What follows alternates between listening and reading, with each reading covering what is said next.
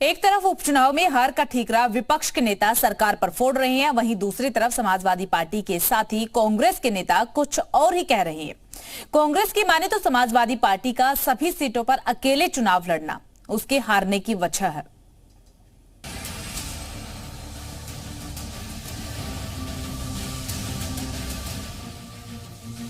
Police प्रशासन ने मिलकर के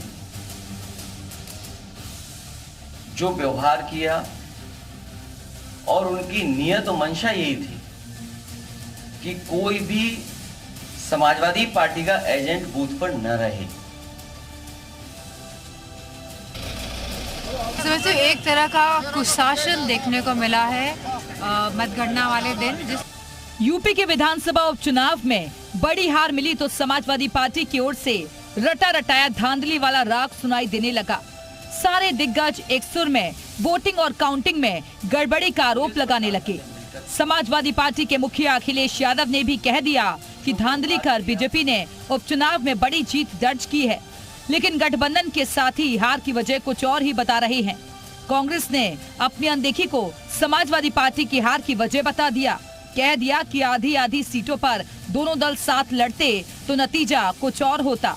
चुनाव संपन्न हो गया है।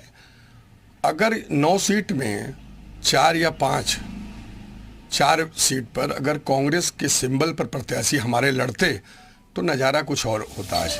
एक तरफ कांग्रेस के नेता समाजवादी पार्टी पर हार का ठीकरा फोड़ रहे हैं, तो वहीं समाजवादी पार्टी बचाव में उतर आई है। कह रही है कि दोनों पार्टियों के शीर्ष नेतृत्व के बीच सहमति बन गई थी, सीट बंटवारा कोई मुद्दा नहीं था। हम गठबंधन, इंडिया गठबंधन के तहत चुनाव लड़ रहे थे और हमें कांग्रेस का साथ मिला है, लेकिन हर जगहों पर हर दलों की स्थिति अलग होती है। अब यहाँ पर जो मजबूती समाजवादी पार्टी की है उतनी कांग्रेस की नहीं है। उपचुनाव में बड़ी हार के बाद गठबंधन के दोनों साथी आमने सामने आ गए हैं। मनमुटाव सामने आने लगे हैं, जिसे लेकर बीजेपी को हमलावर होने का मौका मिल गया है। केशव प्रसाद मौर्य ने कह दिया कि इतनी बड़ी हार के बाद अखिलेश यादव के मुखिया को नींद नहीं आई। करहाल में अखिलेश यादव जी 2022 में 67,000 वोटों से जीते थे और उनके भतीजे ये 2024 के विधानसभा उपचुनाव में 14,000 वोटों से जीते हैं। तो जमीन आसमान का फर्क आ गया। कुंदर की समाजवादी पार्टी अपनी जागीर समझती थी, बपौती समझती थी। आज भारतीय जनता पार्टी का प्रत्याशी ठाकुर रामवीर सिंह जी लगभग 1.5 लाख वोटों से वहां पर जीते हैं।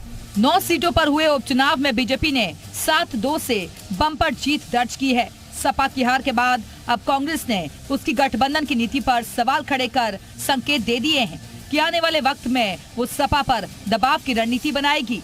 ब्यूरो रिपोर्ट, जी मीडिया।